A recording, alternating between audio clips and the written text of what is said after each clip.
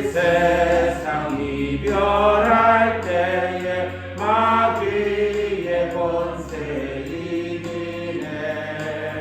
천국에 가는 그 길도 예수가 거느리시네. 주 나라 항상 돌보시고 날 친히 거느리시네. 주 나라 항상 돌보시고 날 친히 거느리시네.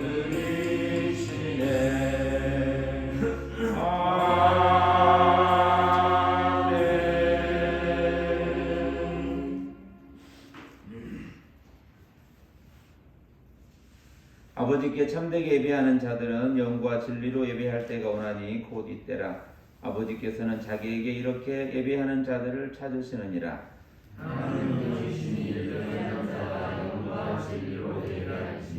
아멘. 신앙 고백하겠습니다.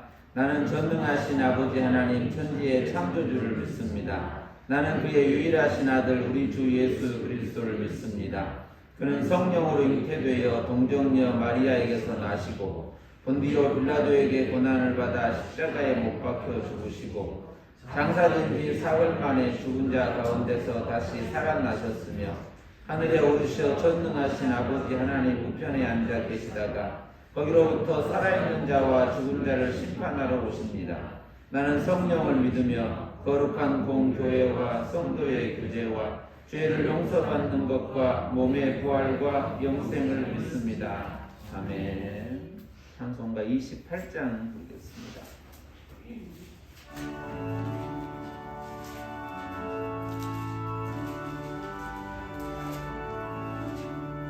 복의 근원 강림하사 찬송하게 하소서. 한량없이 자비하심 증량할 길 없도다. 천사들의 찬송가를 내게 가르치소서. 구속하신 그 사랑을 항상 찬송합니다. 주의 크신 도움받아 이때까지 왔으니 이와 같이 천국에도 이르기를 바라네. 하나님의 품을 떠나 죄에 빠진 우리를 예수 구원하시려고 보혈을 넣어주셨네.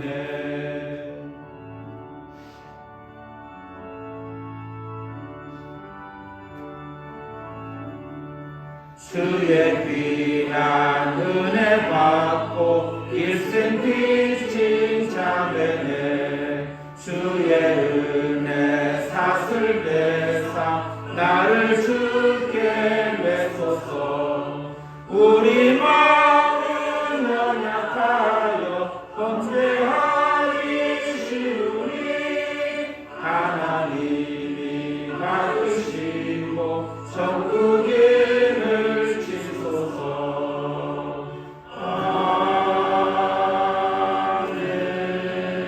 아멘.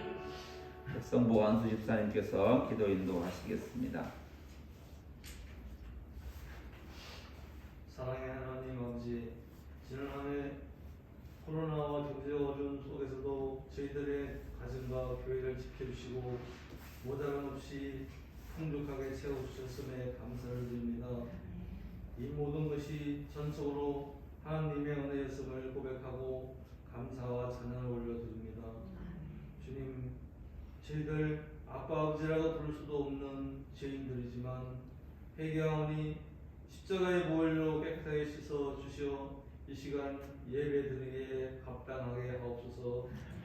주님, 올해는 52주 매주일마다 교회에서 예배드리게 되길 원하오니 축복하여 주옵소서. 저희 교회 성도님들 모두에게 건강을 허락하시고 기쁨과 감사로 헌신할 수 있도록 성령 충만함으로 채워 주옵소서.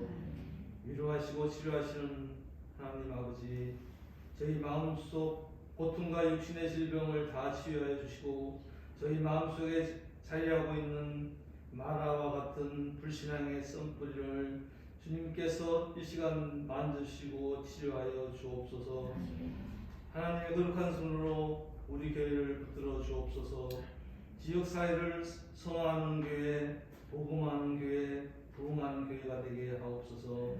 사랑하시는 최종 목사님 영육간에 강건하게 하시고 임마누엘로 함께하사 주님께서 맡겨주신 사명을 감당하게 부족함이 없게 하옵소서. 주님, 이 나라 대한민국을 위해 기도합니다. 북한은 올 들어 벌써 세 번째 미사일을 발사하는 만행을 저지르고 있습니다. 주님, 이 나라를 지켜 주옵소서. 하루속히 현 북한과 물러가게 하시고 북한 전 국민이 자유를 누리게 하옵소서. 주님, 차기 대한민국 대통령은 안전하게 이 나라를 이끌어갈 수 있는 사람이 당선되게 하옵소서. 주님, 이 시간 목사님을 통하여 생명의 말씀을 듣게 하여 주시니 감사합니다. 선포하시는 그 말씀이 우리의 삶의 능력으로 나타나게 하옵소서. 주님, 이 시간 하나님께는 영광의 시간이, 저희에게는 은혜와 기쁨이 넘치는 시간이 되게 하옵소서. 예수님 거룩한 이름으로 기도합니다. 아멘.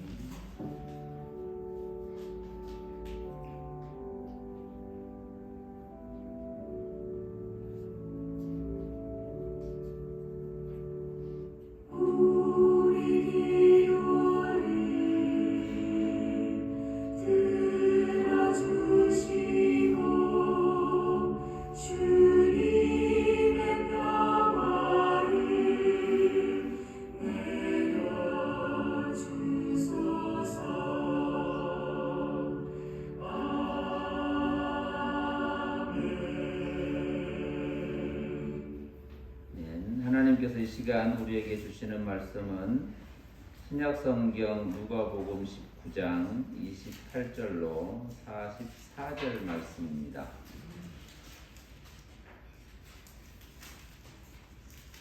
누가복음 19장 28절로 44절 말씀까지 하나님의 말씀을 함께 봉독하겠습니다. 예수께서 이 말씀을 하시고 예루살렘을 향하여 앞서서 가시더라. 감람원이라 불리는 산 쪽에 있는 벳바게와 베다니에 가까이 가셨을 때에 제자 중 둘을 보내시며 이르시되 너희는 맞은편 마을로 가라. 그리로 들어가면 아직 아무도 타보지 않은 나귀 새끼가 매여 있는 것을 보리니 풀어 끌고 와라. 만일 누가 너희에게 어찌하여 푸느냐 묻거든 말하기를 주가 쓰시겠다 하라 하시매 보내심을 받은 자들이 가서 그 말씀하신 대로 만난지라. 나귀 새끼를 풀어 풀 때에 그 임자들이 이르되 어찌하여 나귀 새끼를 푸느냐 대답하되 주께서 쓰시겠다고 하고 그것을 예수께로 끌고 와서 자기들의 겉옷을 나귀 새끼 위에 걸쳐 놓고 예수를 태우니 가실 때에 그들이 자기의 겉옷을 길에 펴더라. 이미 감람산 내리막길에 가까이 오심에 제자의 온 무리가 자기들이 본바 모든 능한 일로 인하여 기뻐하며 큰 소리로 하나님을 찬양하여 이르되 찬송하리로다. 주의 이름으로 오시는 왕이여 하늘에는 평화요 가장 높은 곳에는 영광이로다 하니 무리 중 어떤 바리새인들이 말하되 선생이여 당신의 제자들을 책망하소서 하거늘 대답하여 이르시되 내가 너희에게 말하노니 만일 이 사람들이 침묵하면 돌들이 소리 지르리라 하시니라. 가까이 오사 성을 보시고 우시며 이르시되 너도 오늘 평화에 관한 일을 알았더라면 좋을 뻔하였거니와 지금 내 눈에 감이 숨겨졌도다. 날이 이를지라 내 원수들이 토둔을 쌓고 너를 둘러 사면으로 가두고 또 너와 네 가운데 있는 내 자식들을 땅에 메어 치며 돌 하나도 돌 위에 남기지 아니하리니 이는 내가 보살핌 받는 날을 알지 못함을 인함이나 하시니라. 아멘.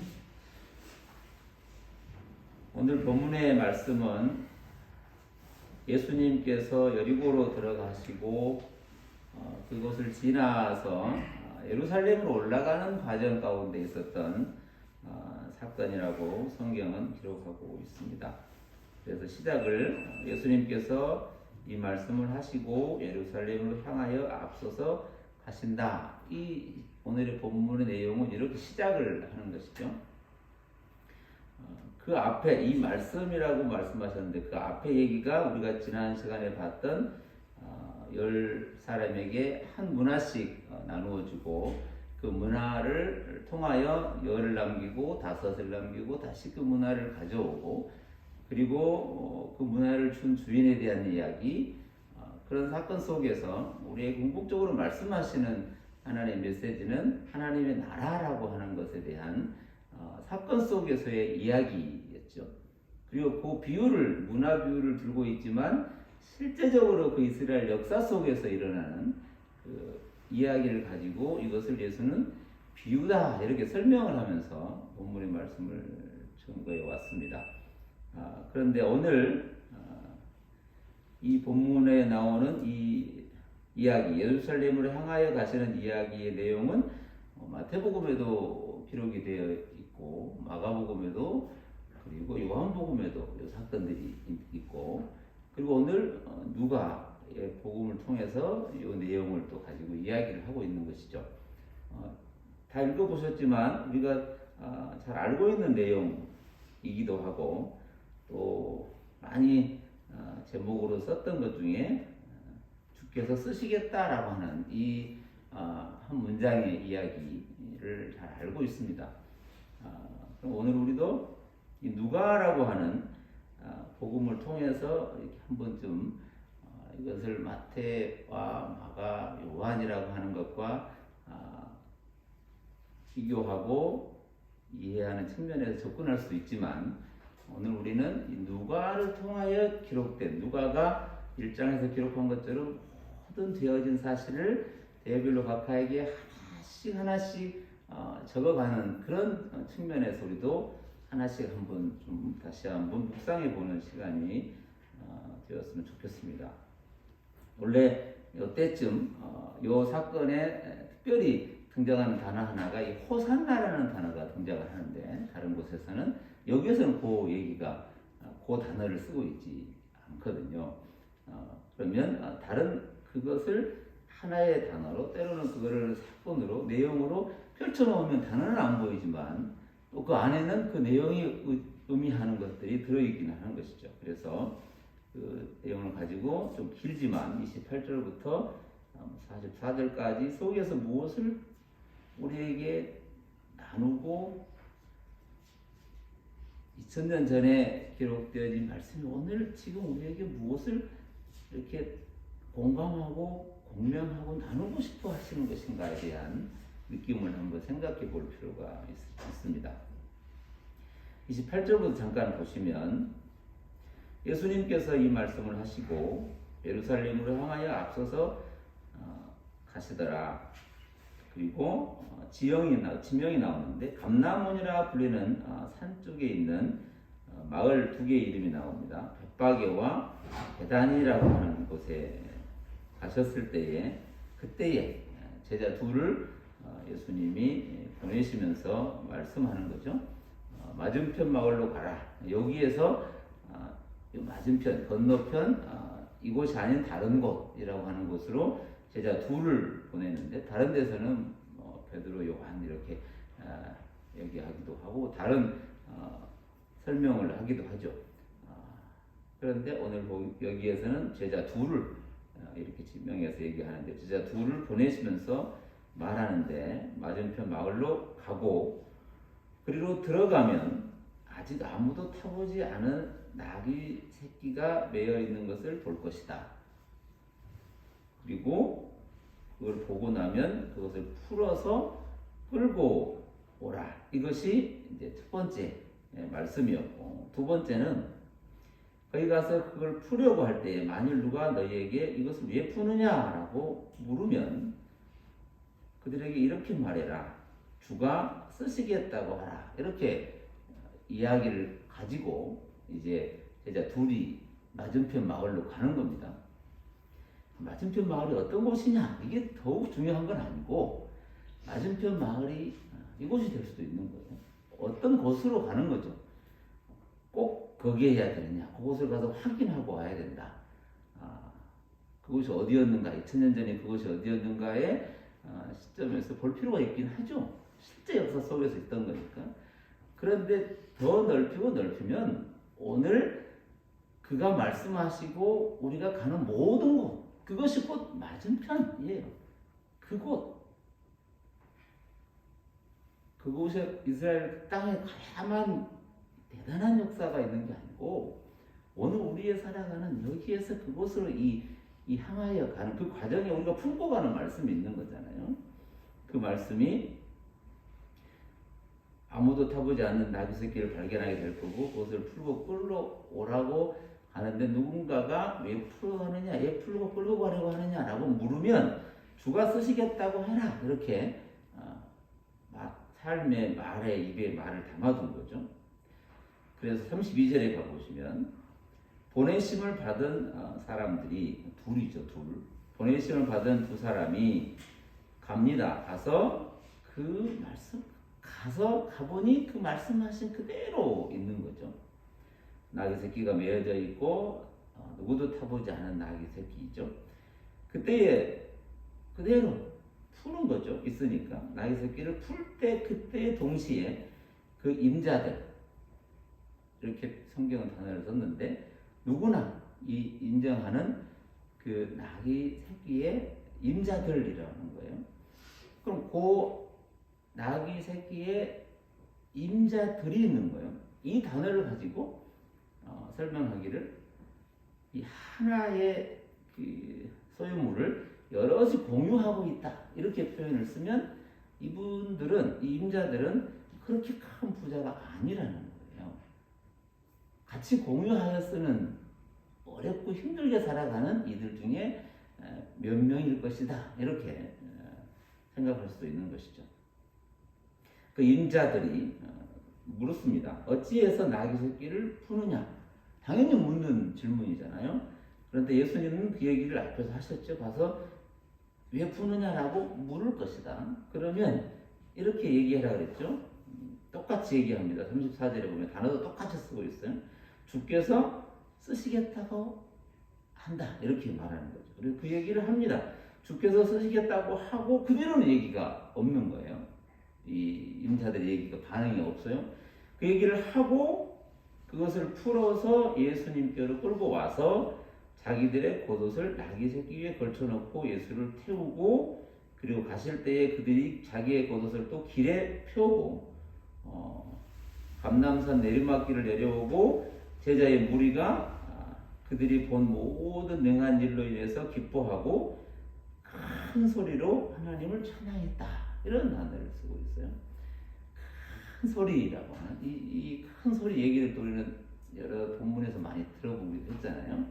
예수님께도 큰 소리를 들으시고 운명하시다, 이런 단어도 쓰고 있으니까요. 어떤 소리인가? 큰 소리를 말하는, 우리는 큰 소리, 작은 소리 이렇게 구분할 수 있는 것처럼 느껴지지만 여기서 기록된 이 큰 소리는 딱 한 번 지를 수 있는 소리, 딱 하나만 소리를 지른다 그러면 고소리. 큰 소리로 표현되어 있는, 우리 이것이 더 크냐 저것이 더 크냐 비교 분석해가지고 양을 얘기하자는 게 아니고 딱 하나의 소리만 낸다면 그 한 소리가 딱 그것만 있으면 그 질적으로 큰 소리이면서 분명한 소리고 정확한 소리이고 꼭 해야 될 소리이고 온 우주를 울리는 소리가 되는 것이고, 그게 곧 좁히고 좁혀서 우리가 성경에서 우리가 말하고 있는 그 소리, 정말 유일한 소리, 하나의 소리, 이 사람도 할 수 있고 저 사람도 할 수 있고 이런 차원의 얘기가 아니고 딱 그 하나의 소리를 복음이라고 그러는 거예요. 여기도 있고 저기도 있고 저 사람도 만들 수 있고 이 사람도 만들 수 있는 그 소리가 아니고 오직 예수 그리스도로 인하여 있는 유일한 생명의 소리, 딱 한 번 있는 유일한 하나의 소리, 그 하나의 소리를 담아놓은 이 온 우주의 소리가 성경 창세기로부터 출발하면 그가 그 소리 하나의 소리를 온 우주 역사 가운데 오고 오는 역사와 영원한 역사 가운데 유일하게 내고자 하는 소리, 그걸 곧 복음이라고 그러는데, 복된 소리, 유일한 소리, 생명의 소리, 구원의 소리, 이 소리가 곧 이들이 말하는 큰 소리라고 하는 거예요. 너도 큰 소리로 해라, 작은 소리로 해라, 이런 얘기로 얼른 빠져가면 복음의 메시지를 느껴보기가 어려운 거예요. 그러니까 한 번쯤은 질문해 봐야 되는 거예요. 이게 도대체 뭘 얘기하는 소리인가? 라고 하는 그 질문 속에서 한번 생각해 볼 수 있는 것이죠. 큰 소리로 하나님을 찬양했다. 이 큰 소리, 하나님을 찬양하는 이 큰 소리, 마지막 큰 소리를 지르시고 운명하시는, 그리고 큰 소리로 찬양하고 온 우주가 울리는 예수의 오심의 성탄의 찬양, 그 큰 소리라고 하는 거예요. 하나님께 영광이고 그의 사랑을 입은 이들에게서는 평화다라고 하는 그 천사들이 울리는 소리. 그게 누가도 그걸 기록했거든요. 예수의 오심에 그 기록을 썼는데, 오늘 여기에서도 그 느낌으로는 예수님께서 베들레헴 그곳에 마곡간에 왔을 때 그곳에 천군 천사들이 찬양했던, 높은 곳에서는 하나님께 영광이고 땅에서는 기뻐하심을 입은 하나님의 사랑을 입은 사람들 가운데 평화라고 하는 이 큰 소리의 소리가 여기에 있어요. 그 사람들을 뭐라고 부르냐면, 그렇게 소리를 내는 사람을 뭐라고 부르냐면 제자의 온 무리라고, 그 앞에서 제자의 온 무리가 자기들이 본 바라고, 자기들이 본 것에 대한 것을 큰 소리로 이렇게 하는 건데, 그게 뭐였냐면 38절로 이제 그 소리의 내용이 나오는데, 38절 보시면 이르되 찬송하리로다 주의 이름으로 오시는 왕이여, 하늘에는 평화고 가장 높은 곳에서는 영광이로다. 같은 소리이잖아. 그 마곡간에서 그 어두운 밤에 목자들이 왔을 때 큰 기쁨의 좋은 소식을 전한다고 하는 가브리엘 천사의 그 계속 좁혀가면 요 소리겠거든요. 그런데 이 하늘에 닿고 땅에다 전 우주를 아우르는 한 번의 소리가 이렇게 울려 퍼지는데, 39절에 이런 얘기가 있어요.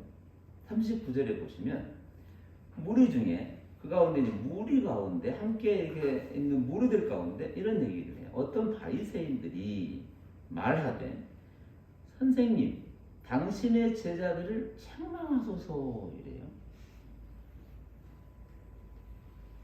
그래서 많이 듣던 얘기죠. 아기를 안고 예수에게 오는 그 제자 엄마의 모습을 보고 제자들이 꾸짖는 얘기가 있고, 다윗의 자손 예수여 나를 불쌍히 여기소서 라고 외치는 그 눈먼 사이에 그 소리에 앞서가던 사람들이 꾸짖는 소리들이 있었어요. 아니 그게 말이 되냐라고 큰 소리로, 그럼 그렇게 하라는 거예요. 예수님에게 본인들이 하지 않고 선생에게 부탁하는 거예요. 예수에게 말하는 거예요. 그때에 우리가 알고 있는 얘기가 40절에 예수님이 대답해서 말씀하시기를 내가 너희에게 말하노니 만일 이 사람들이 침묵하면 돌들이 소리 지를 것이다 그랬어요. 이 사람들이 침묵하면 돌들이 소리 지르리라, 이렇게 얘기를 한 거예요. 그리고 41절에 가면 그 성에 가까이 와서 그 성을 보시고 우셨다 그리고 하시는 말씀이 너도 오늘 평화에 관한 일을 알았더라면 좋을 뻔하였거니와 지금 내 눈앞에 숨겨졌다. 날이 이를 것인데 내 원수들이 토둔을 쌓을 것이고 너를 둘러 사면으로 가둘 것이고 너와 그 가운데 있는 내 자식들을 땅에 메어치고 그 돌 하나도 돌 위에 남기지 아니할 것이다. 이런 얘기를 하시는 거예요. 이게 오늘 우리가 이 사건 속에서 읽어본 내용의 스토리의 이야기죠.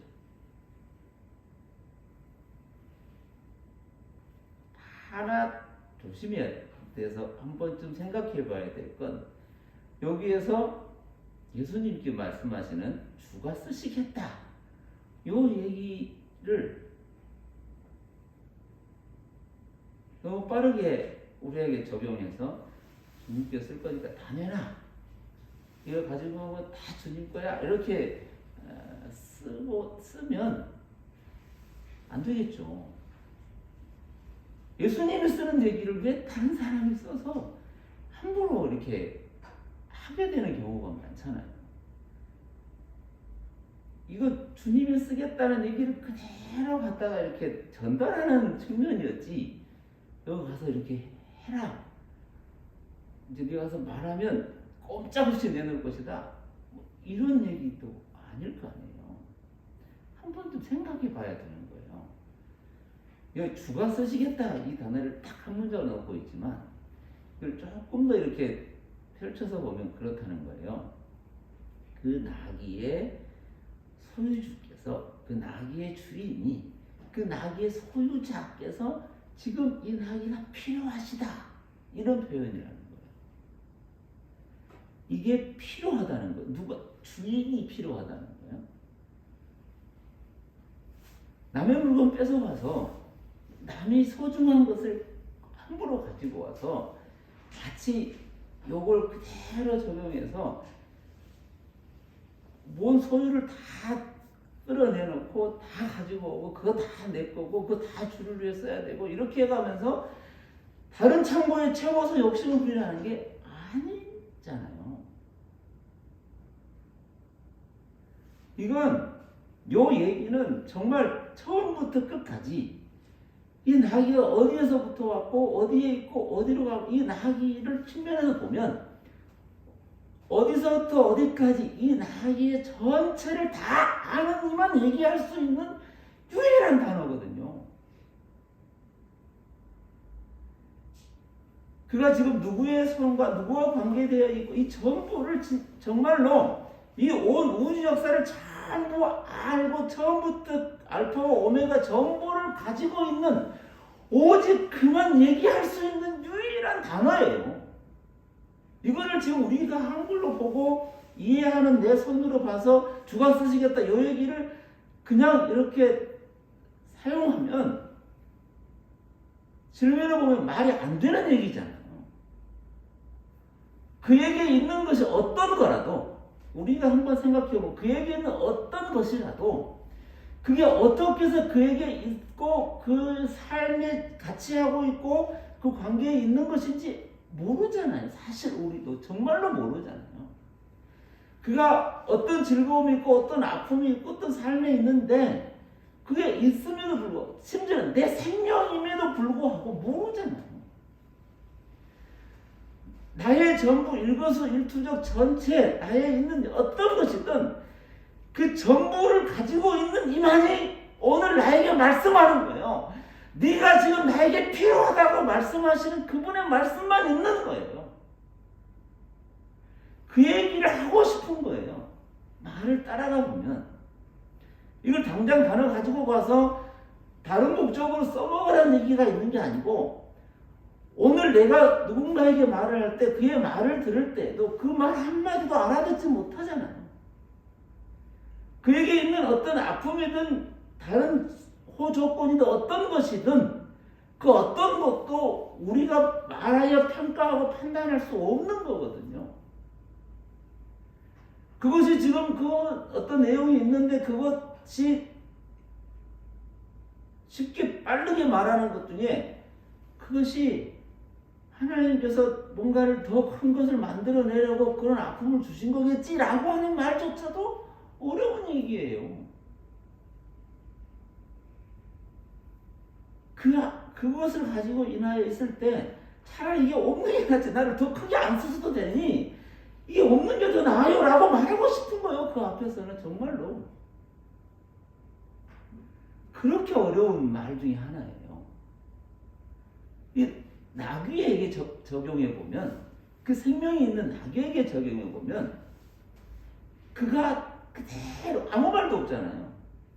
그가 그대로 그의 쓰심에 있는 그대로 가는 것, 그 나귀와 예수와의 관계, 오늘 우리와 정말 하나님, 우리는 설명할 수도 없는 그것으로만 저와 여러분의 오늘의 삶을 설명할 수 있는 거예요. 말할 수 있는 거고 살아갈 수 있는 거고 걸어갈 수 있는 이유는 오직 그것 때문이에요.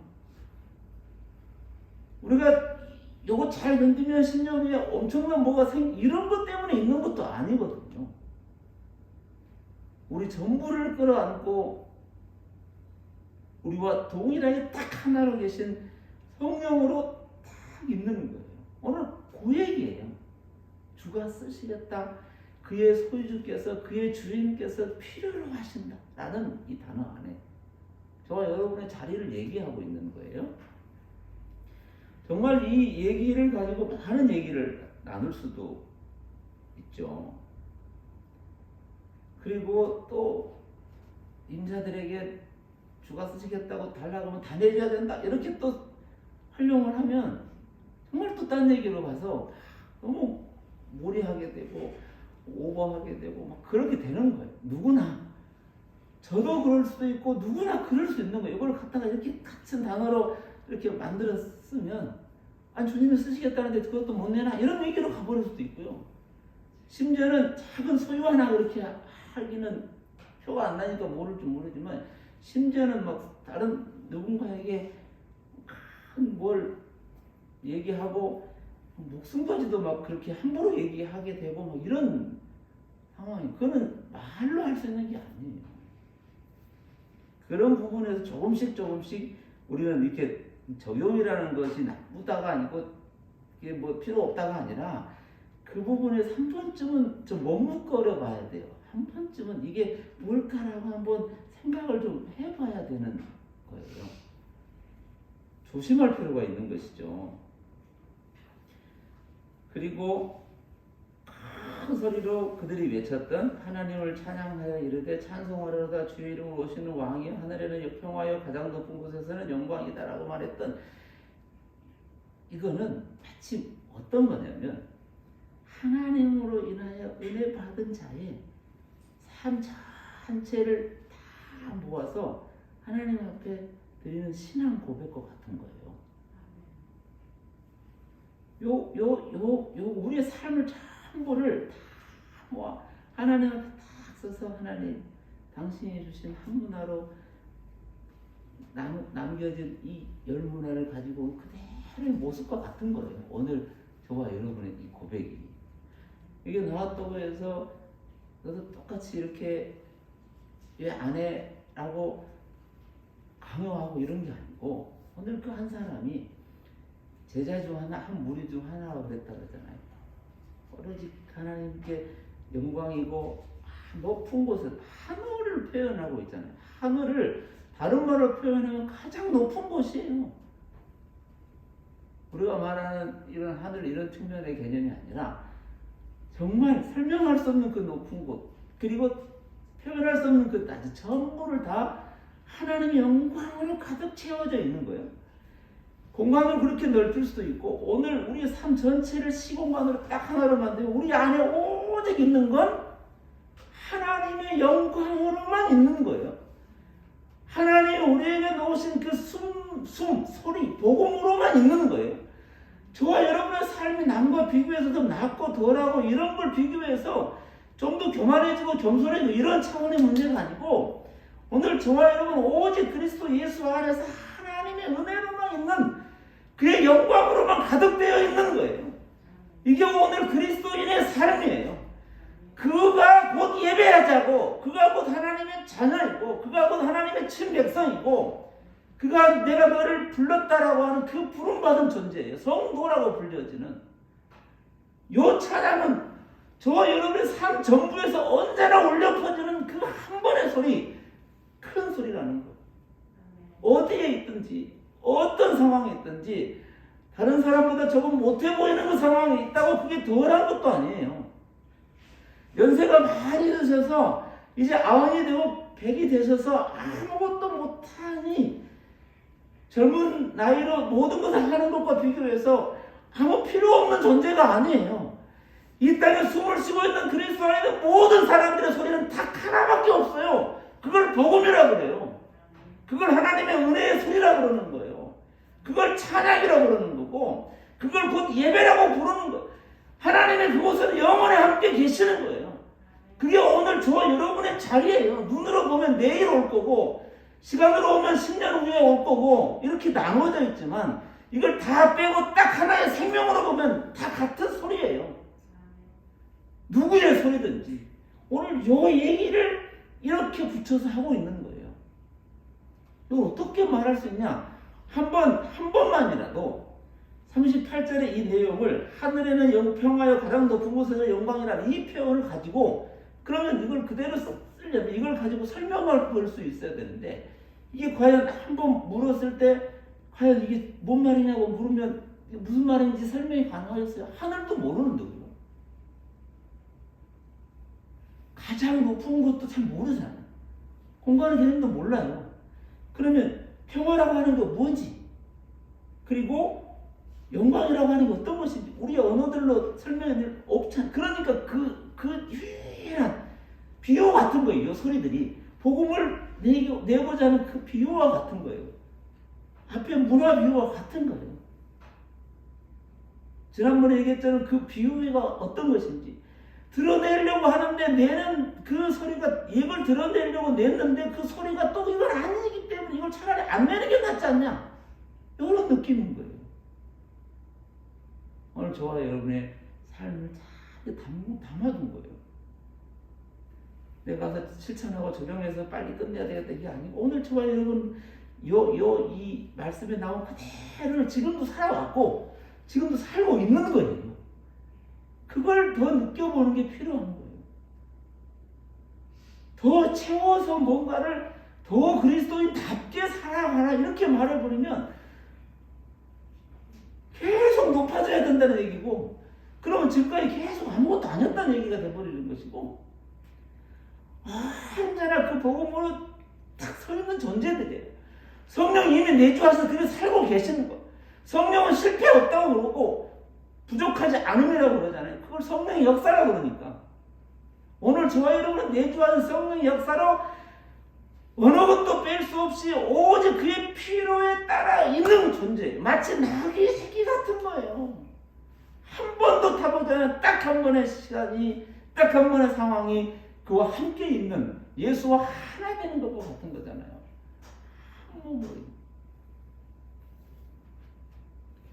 오늘 내일 끝내야 되니까 조금씩 생각을 해봐요. 그걸 또 성경에서는 표현으로 보여주잖아요. 정말 이 깊은 성령의 소리, 감동의 소리로 나온 이 소리가 어떤 얘기는 좀 조용히 시켜라.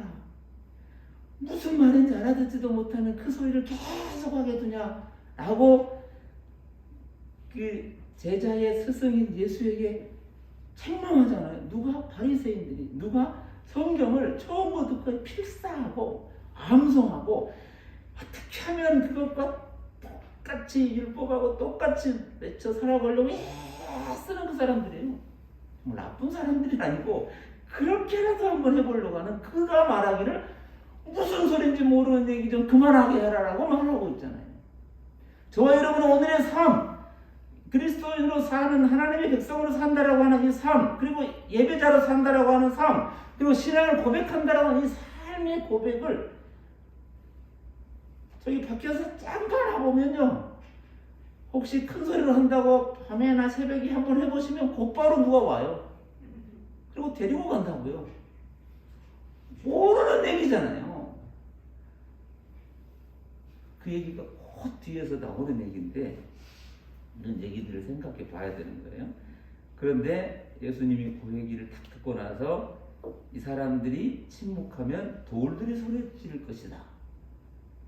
그래서 예수 믿는 사람들은 침묵하지 말고 가서 막 하세요. 막 이런 얘기로 빨리 가면 또 딴 얘기로 빠지게 돼요. 그러니까 조심스럽게 이 사람들이 침묵한다. 소리를 내지 않는다.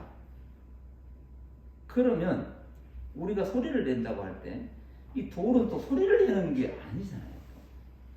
그냥 이 단어가 널브러져 있는 돌이래요. 돌멩이. 그것이 소리를 지를 것이다 이랬거든요.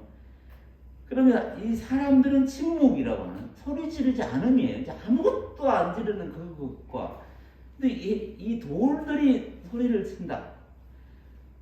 니들이 조용하면 니들이 말하지 않으면 이 돌들이 나서서 소리 칠 것이다 라고 여기를 강조하려고 이 사람들이 큰 소리를 계속 지르게 하도록 놔두려고 이 돌들이 소리 질 거라고 하는 것으로 비교해서 이 사람을 강조하려고 한 것이냐?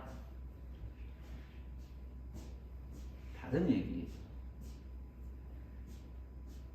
누군가는 사람만 봐도 두 사람의 성격이 다르면 어떤 사람은 말을 많이 하면서 사는 분들이 있고요. 어떤 사람은 한마디도 안 하는데 어떻게 보면 그가 말하는 것보다 더 깊은 삶을 보여주기도 하거든요. 그러니까 말을 많이 하는 게 좋냐, 침묵하는 게 안 좋냐, 아니면 침묵하는 게 좋냐, 말을 많이 하는 게 좋냐, 이렇게 어떤 것을 하고 어떤 것을 안 하는 취사 선택의 문제가 아니라는 얘기를 금방 할 수 있잖아요. 우리의 성격만 가지고 얘기해봐도 사람들의 침묵은 곧 둘로 나누면 이 무리와 이 무리에 여기에 침묵은 이들의 소리로 드러나는 거예요. 그럼 이 돌들이라는 표현을 썼거든요. 이 돌들이 소리를 낸다라는 건데 이 세상 이 땅의 우주 안에 지구 안에 생명, 사람의 생명 그리고 아무런 가치 없이 널브러져 있는 그 미물이라고 하는 생명이 없어 보이는 것까지 전부를 다 하나로 담는 얘기예요. 이 얘기가 이 사람들 이 돌들이라고 하는 걸 담고 그러나 침묵하는 것이나 소리를 내는 것이 틀리다 나쁘다 어떤 것이 맞다 틀리다를 얘기한 게 아니고 전부를 그 안에 담아서 내는 소리가 있다는 거예요. 사람은 전부를 담고 공간은 모든 걸 담아서 거기에서 유일하게 내는 하나의 소리 창조부터 마지막 끝나는 그 시 말까지 시부터 말까지 끝까 처음부터 끝까지 모든 걸 담아서 내는 그 소리는 언제나 있다는 거예요. 그런데 그것이 이 표현으로 들으면 소리를 지른다는데 이 소리를 지른다는 표현이 이 단어를 그렇게 썼다는 거예요. 모든 것들이 내는 울부짖는 큰 소리 도와주세요. 어떻게 해야 됩니까? 이게 말이 됩니까? 라는 모든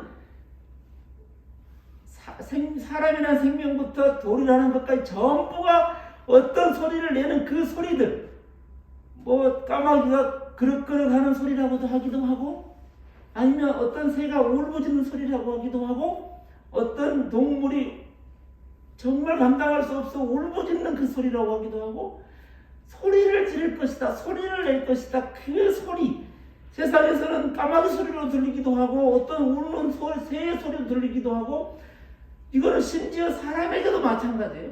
그가 내는 그 신음소리를 못 알아듣는 거예요. 그런 얘기를 지금 요 안에 요 단어 안에 넣고 그게 뭔지를 느껴보게 하는 거예요. 그런데 이 복음으로 있다라고 하는 이 예수라고 하는 그 안에 오늘 그 안에 있는 저와 여러분의 삶은 그 소리가 뭔지 그 느낌이 있는 거예요. 그래서 공동체 안에 가족 안에 다른 사람은 잘 모르지만 그 가깝게 있었던 그 기간을 따져보면 그의 소리가 뭔지 한마디의 소리만 들어도 그는 또 아는 거예요. 무슨 것이 뭐라고 표현하기는 어려운데 그 소리가 뭔지 느껴져서 정말 가슴 깊은 곳에 울림이 생기는 거예요. 그 한마디의 소리가 뭔지 느껴지는 거예요. 그걸 세상의 과학 용어로도 공명, 하나의 소리가 부딪혀서 더 큰 소리로 울려나는 것 같은 거예요. 그 얘기, 이 사람들이 침묵하면 돌들이 소리를 지를 것이다. 그 소리를 낼 거라는 거예요. 온 우주가 지금 그 소리를 내고 있는 거예요. 그런데 그것이 이 땅에서는 얼마나 아픔과 고통의 소리들인지 설명이 안 되는 거예요. 복음으로 살아라라고 하는 너무 예쁜 얘기인데, 복음으로 산다는 게 도대체 얼마나 이 땅에서의 그 삶을 얼마나 아프게 그 사명을 가지고 살아가야 되는지 대해서 설명이 안 되는 거예요.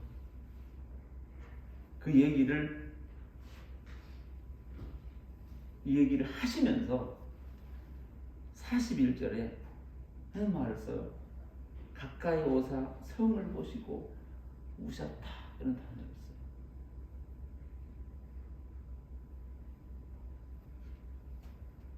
그러면서 이 우시다는 이 단어가 사람들의 소리와 그리고 침묵 그리고 돌들의 이 소리가 예수님의 우셨다라고 하는 이 단어가 같은 얘기래요.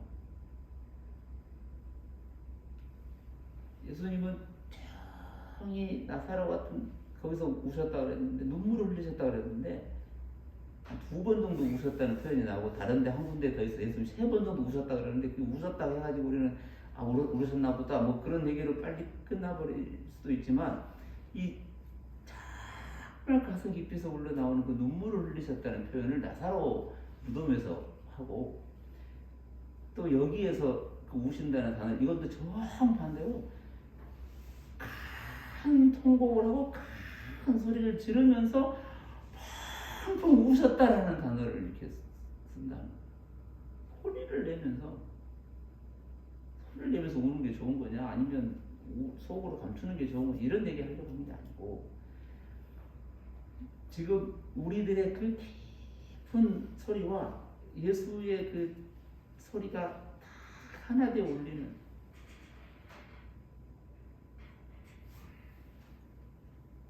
그 성을 보시고 우시는데, 그 성이 돌들이 소리 지르는 소리인데, 소리가 날 텐데, 그 성에서 돌들이 소리 지르는 소리가 지금 울려 퍼질 텐데, 그게 뭐냐면 42절부터 보시면, 너도 오늘 평화에 관한 일을 알았더라면 좋을 뻔하거니와 지금 내 눈에 숨겨져 있는, 평화를 알아들었느냐 설명할 수 있느냐가 아니고, 그 평화는 정말 이 복음이라고 하는 감추어져 있는, 숨겨져 있는 것으로서 이 전부를 끌어안고 있는, 모든 걸 알고 있는 그만이 이 얘기를 할 수 있는 거예요. 평화를 알았다 몰랐다, 안다 모른다 이 얘기가 아니라, 너 안에 있는 전부는 그 평화라고 하는 거예요. 그건 아니 샬롬이라고 하는, 예수라고 하는, 은혜라고 하는, 평강이라고 하는 그것이 오로지 너의 삶의 전부인데, 그것이 돌들의 소리를 치는, 곡을 하고 큰 소리를 불러서 괴로워하는 그것이 어떤 내용이냐면, 43절에 그 감추어지는 평화의 소리가 뭐냐, 궁극적으로 그 평화인데 그 소리가 뭐냐, 43절부터 보시면, 날이 이를 텐데, 날이 이른다고 먼 눈을 온다. 이 역사 속에서 보면 예루살렘 성전이 예수님 돌아가서 40년 후에 와가지고 진짜 예루살렘 성전이 돌 위에 돌 하나 남지 않은 로마에게 완벽하게 파괴되어버리는 그 고통의 얘기를 실제로 얘기하시는 거거든요. 그런데 그게 그 역사 속에서 그랬겠구나, 지금으로부터 그 2000년 전에 그런 사건이 있었겠구나, 참 힘들었겠다, 이런 얘기를 우리에게 지식적 전달하려고 한 게 아니고, 오늘 날이 이른데, 오늘 날 속에서, 이 삶 속에서, 역사 속에, 인생 속에 내 원수들이 토두를 쌓고 너를 둘러 사면으로 가두고 사방으로 우겨쌈을 당하고, 44절에 또 너와 및 그 가운데 있는 내 자식들을 땅에 메어치고 돌 하나도 돌 위에 남기지 아니할 것이다. 이게 우리 눈에 비추어진, 우리가 이 삶을 살아가는 것에 비추어진, 물리적으로 보여지는 것에 이것도 어려운 표현이긴 하지만 이 눈에 비추어진 것으로 나타나는 실제는 예수 그리스도의 유일한 복음인데 샬롬, 그걸 곧 샬롬이라고 한다는 거예요. 이걸 알아들을 수 있냐는 거. 이게 샬롬이, 이게 평화냐. 너가, 내 자식들이, 내 삶이 내팽개쳐지고 땅에 곤두박질치고 내 가족이 전멸을 당하고 내가 세운 모든 것들이 돌 위에 돌아나고 완벽하게 몰살되어져 버리는 이것을 예루살렘이 친히 감당을 할 건데, 이 예루살렘이라고 하는 이르살라임이라고 해서 이 예루살렘이 곧 평화의 성이라는 거거든요. 예루살렘 이름 자체가 평화의 성인데, 오늘 저와 여러분은 예수 그리스도의 있는 샬롬, 평화, 영광, 복음, 그리스도로 인하여 있는 하나님의 자녀의 똑같은 얘기잖아요. 그런데 그 성전이, 그 예루살렘이 역사 속에서 보여지는 것으로서는 모든 이가 말하는 것처럼 이게 과연 하나님의 나라고, 이게 과연 하나님의 나라의 평강이고, 이게 그 너희들이 말하는 하나님의 나라의 영광이라는 것이냐? 이게 맞냐? 설명을 해봐라. 요 얘기를 끌어안고 그 정부의 주인이신 예수는 그걸 끌어안고 오시는 거예요. 돌들이 자기들도 소리를 지르는지도 무슨 얘기인지는 모르지만 그 얘기를 하고 삶을 살아가는데, 그 서로 똑같이 이걸 정부를 끌어안는 예수가 그걸 오시고 그 성을 끌어안고 그 삶의 폭압과 폭정과 그 죄악을 끌어안고 십자가에서 그 한 발의 소리를 같이 내 소리로 그 소리를 지르시면서 십자가에서 이제 다 이루었다 라고 말하는 그 큰 소리를 지르시고 운명하시는 거예요. 우리는 그 소리 안에 같은 소리를 내고 있고 십자가에 같이 죽고 같이 부활하는 그 오직 그로만 있는 그리스도인으로 딱 서 있는 한 명의 백성이라고 하는 거예요. 오늘 이 소리를 내는 거예요. 누가? 그가 우리 안에서 그 소리를 내는 거예요. 세상은 알아들 수 없는 소리 같고 우리도 사실은 말하면서 모르는 소리 같은 이 깊은 소리, 깊은 눈물 속에서, 울음 속에서, 그 깊은 삶 속에서만 나올 수 있는 유일한 소리. 하나님 우리의 삶에 창조 때부터 우리 안에 심어놓으신 그 그의 호흡을, 그 생기, 생명, 복음을 불어 넣으시고 영원히 지켜가시고 영원히 이루어가시는 하나님의 그 놀라운 복음이 오늘 이 예수의 우심과 돌들의 소리지름이라고 하는 이 소리 속에서 오늘 저와 여러분에게 큰 소리로 외치고 있는 거예요. 그 복음으로 산다는 게 어렵게 살아라, 힘들게 살아라 이런 얘기를 하려고 한 게 아니에요. 깊이 들어가 보고 깊이 살아가고 나눠보면 그의 삶이 어느 것 하나 쉽게 살아올 수 없었던 삶이에요.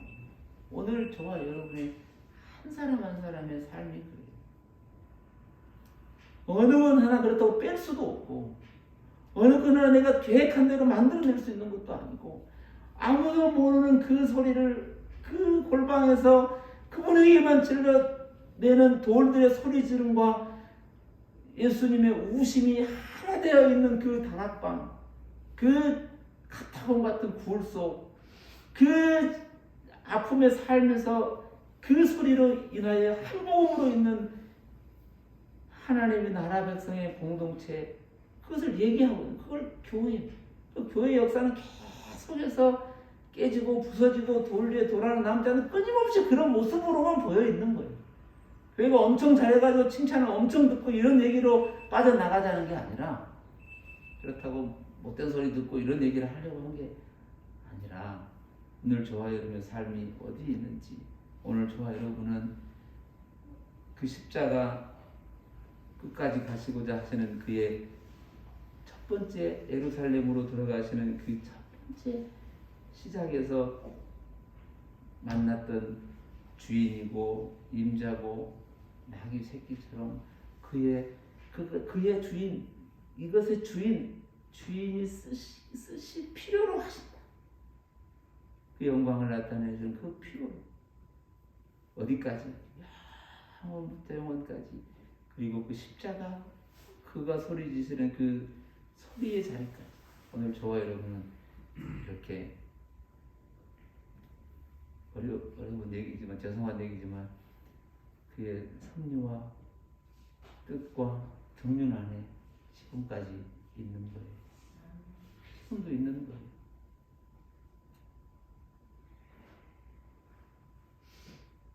더해서 하세요, 덜해서 하세요 이런 얘기가 나쁘다는 얘기가 아니라 한 번쯤은 생각해 봐야 될 질문들이에요. 저와 여러분은 오늘 복음으로 있는 존재예요. 하나님의 은혜로 있는 존재예요. 뭘 해서가 아니고 그리고 더 안 하면 안 되는 그것에 얽매이는 게 아니라 하나님의 은혜를 이렇게 나타내시는구나. 나는 그 깊은 소리와 그 말과 그분의 그 우심의 느낌이 오늘 저 여러분의 삶에 있는 그 소리와 함께 나타나는 역사가 있기를 바랍니다. 기도하겠습니다. 하나님,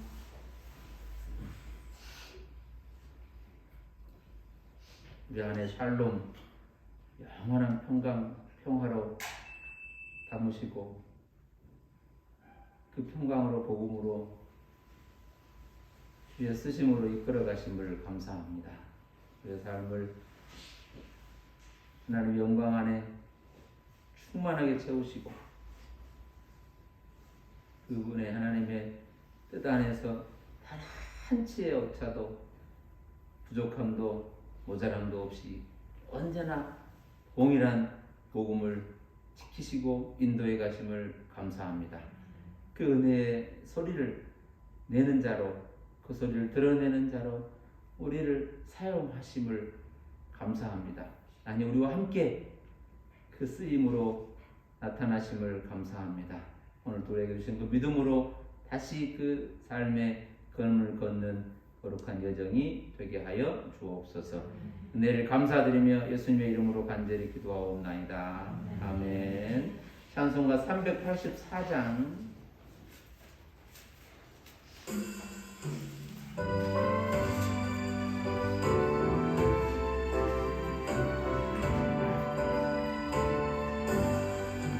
나의 갈 길 다가도록 예수 인도하시니 내 주 안에 있는 긍휼 어찌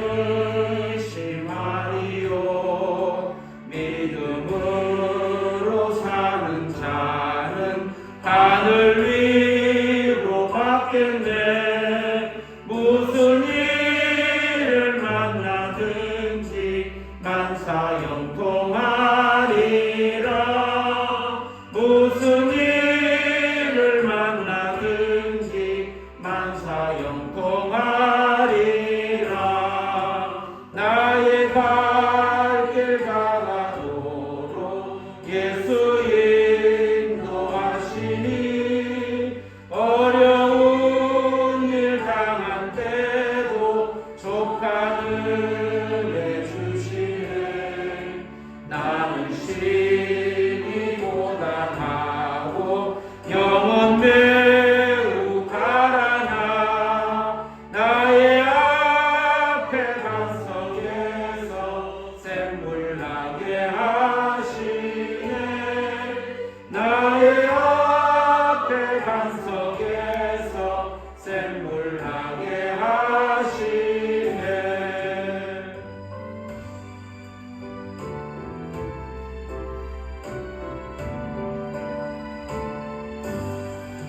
나의 갈 길 다가도록 예수 인도하시니 그의 사랑 어찌 큰지 말로 할 수 없도다.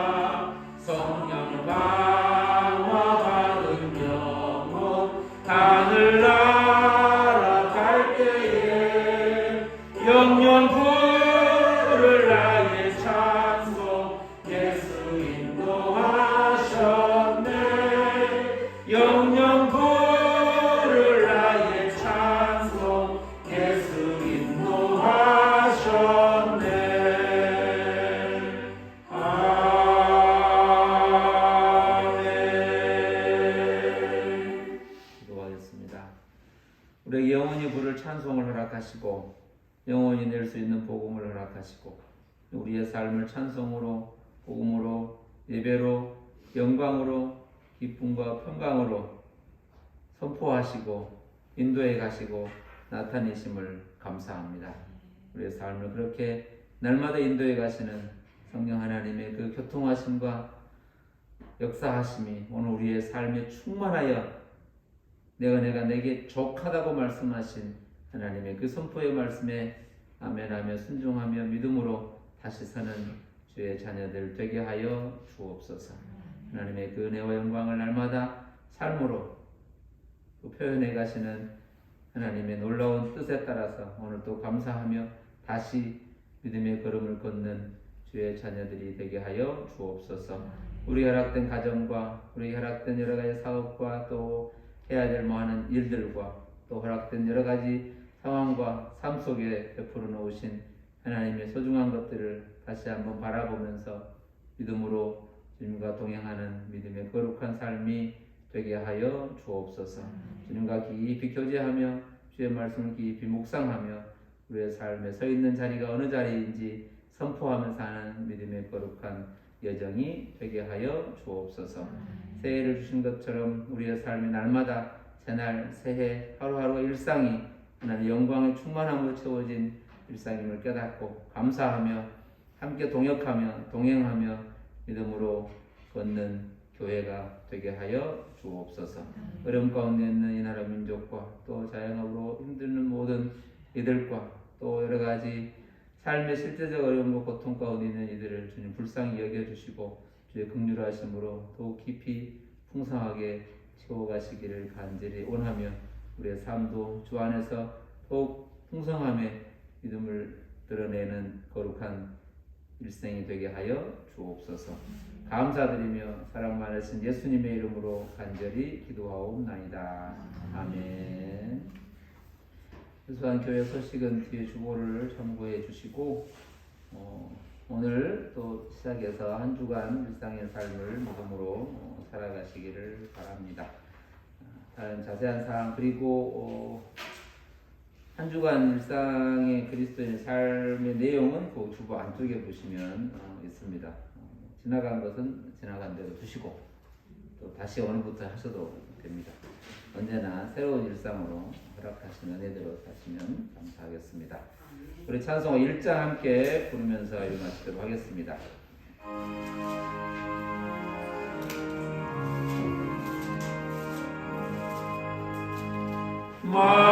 만국의 근원 하나님 온 백성 찬송 드리고 저 천사여 찬송하세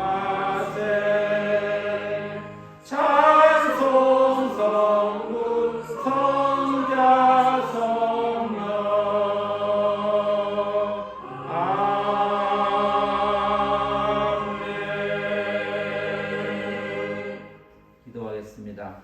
지금은 우리 주 예수 그리스도의 은혜와 하나님 아버지의 크신 사랑과 성령님의 변함없는 교통하심과 동역하심과 동행하심과 역사하심이 오늘도 주의 말씀을 따라 순종의 삶을 살아가기로 날마다 고백하며 감사하며 찬양하며 살아가는 주의 자녀들의 삶 가운데 또 주께서 맡겨진 귀한 삶의 자리와 영역 가운데 모든 관계 가운데 또 이 나라 민족과 온 세계 열방 가운데 또 어려운 시대 속에서 더 큰 어려움으로 고통하는 모든 이들 가운데 지금부터 영원까지 함께 하옵시기를 간절히 축원하옵나이다. 아멘.